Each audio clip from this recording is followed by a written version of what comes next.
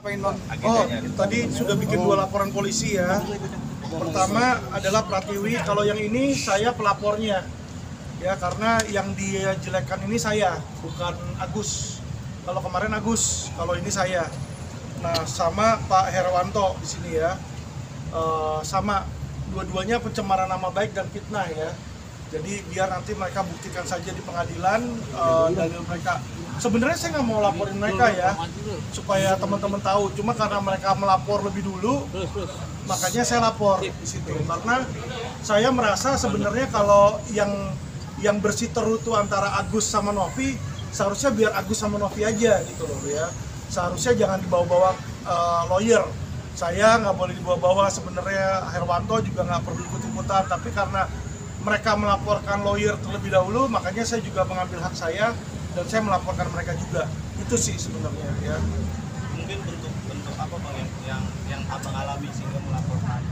Ada perkataan Novi apa gitu Bang? Jadi perkataan Novi kan bilang ya, untuk supaya saya itu cepat dipanggil Tuhan ya. Kasar ngomong supaya cepat mati di situ kan ya. Saya sih nggak masalah sebenarnya di situ ya. Cuma apa yang dia katakan itu sekarang kalau dia tersinggung dengan perkataan saya yang adalah pertanyaan, dia ini bukan pertanyaan loh, bukan hanya misalnya dia tanya Tuhan kapan Alvin dipanggil, nggak ke situ. Ya dia sudah benar-benar bilang semoga Alvin cepat dipanggil Tuhan. Cuma ya kalau saya pribadi sih saya nggak masalah. Saya bikin laporan ini untuk nimbangin laporan dia aja. Masalah yang disangkakan? Pasal disangkakan pencemaran nama baik dan fitnah. Sama juga dengan Herwanto. Kalau Herwanto dia ada bilang katanya saya nggak sekolah dan saya lulusan S1 STIA Gunung Jati, kalau masukin nama saya di Dikti, keluar itu saya SH, dan keluar saya juga MH saya di Universitas Pamulang. Jadi saya terdaftar di pendidikan tinggi, jadi kalau dia bilang saya nggak berpendidikan, saya itu nggak sekolah dan lain-lainnya, itu fitnah. Biar dia buktikan saya nggak sekolah, saya nanti ada buktikan ijazah saya sama perinan dari Dikti. Situ. Bang, tapi ini kan jadi rumit Bang, jadi kayak lapor awalnya mungkin ada yang tidak pemicunya gitu Bang. Iya. Ada yang nggak boleh rumit dengan masalah itu. Iya. Kalau saya simpel Mas, saya laporin karena dia lapor. Jadi kalau dia cabut saya cabut di situ. Karena bagi saya nggak ada glorinya ya kita laporin orang pencemaran nama baik. Namanya orang berbicara, kadang pasti ada yang namanya slip of tongue itu ada di situ. Ya apalagi kalau kata-kataan bodoh kamu apa segala. Hotman sama saya sering lapor-laporan, saya nggak pernah laporin dia. Maksudnya kita sering kata-kataan gitu loh. Oh Alvin itu siapa sih? Ini begini. Saya nggak merasa tersinggung karena saya merasa dia sedang sebagai lawyer berbicara kepada lawyer lainnya. Harusnya dimasukin ke ranah etik seharusnya. Itu sih sebenarnya. Kemarin juga pihak Novi juga sudah mempersiapkan ahli hukum pidana dan saksi ahli hukum pidana dari mereka mengatakan kalau ucapan abang itu mempertanyakan penghasilan Novi itu dari mana ya setelah bilang kayak gitu. Iya. Seperti apa? Nggak masalah, memang prosedurnya seperti itu.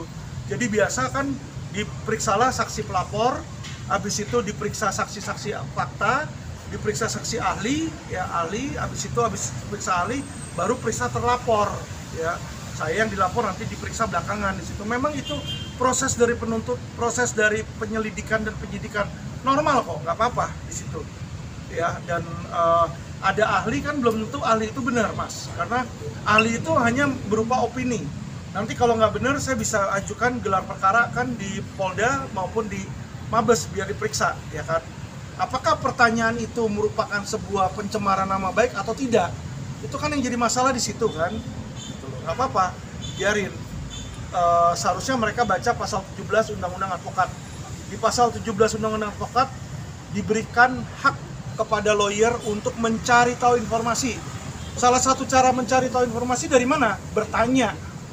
Ya, jadi kalau kita nggak boleh bertanya, berarti kita nggak bisa menjalankan pasal 17 Undang-Undang Advokat.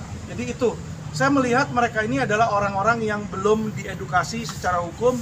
Ya nggak apa-apa, biar aja mereka menjalani prosesnya. Bang, tapi kalau misalkan ada jalur kekuasaan yang damai dan minta maaf itu, apa terima? Dari awal saya cuma mereka minta maaf sebelum saya lapor loh. Iya, kalau sebelum saya melapor, ingat Novi dulu yang lapor. Ya, jadi teman-teman tahu saya baru somasi. Somasi itu teguran Mas. Somasi itu bukan kayak nakut-nakutin atau ngancem atau meres, nggak ada. Dan yang diminta bukan uang, kalau dibaca somasi saya hanya meminta menghapus dan minta maaf. Hapus dia sudah hapus, apa salahnya sih minta maaf, namanya sorry saya kilaf atau gimana, udah dari situ saya cabut laporan. Ya kan, nggak perlu sebenarnya Novi melaporkan saya di situ, karena saya menjalankan tugas. Kalau saya nggak dapat kuasa dari Agus, saya juga nggak bakal bicara dengan Novi dan saya juga nggak bakal menanyakan Novi di situ.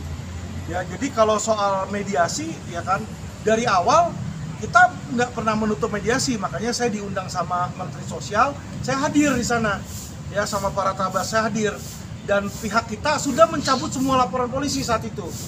Nah, setelah kita cabut laporan polisi, Novi malah bikin laporan baru di sini. Nah, inilah yang menjadi polemik, Mas.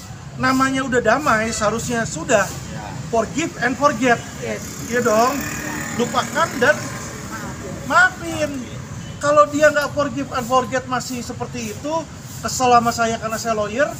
Saya kalau nggak bela Agus, masa saya bela Novi?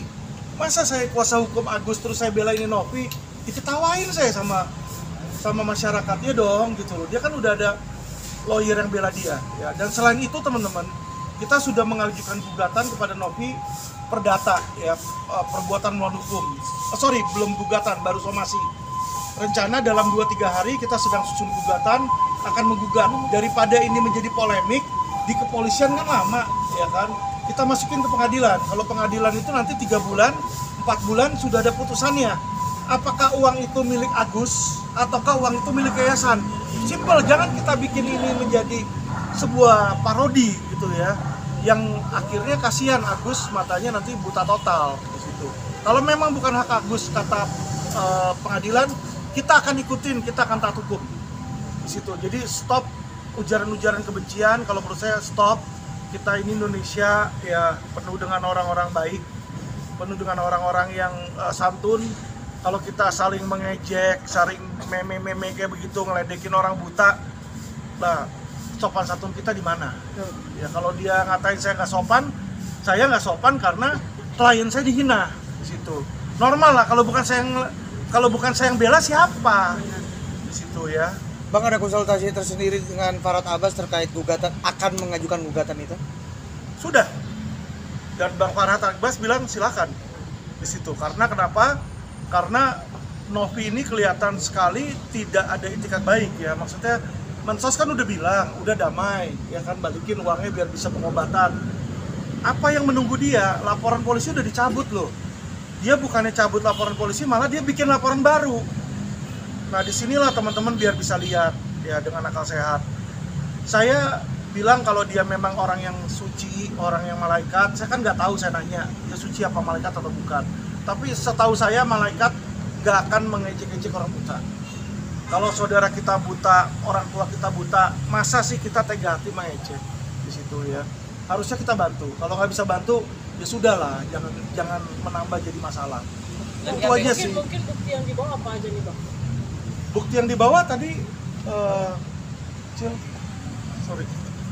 bisa ditunjukkan. Tadi kita udah kasih ke kepolisian, ada USB, ya, video lengkap dia bicara, ada transkrip dia ngomong, jadi kata-kata persis dia ngomong itu ada di sini, ya.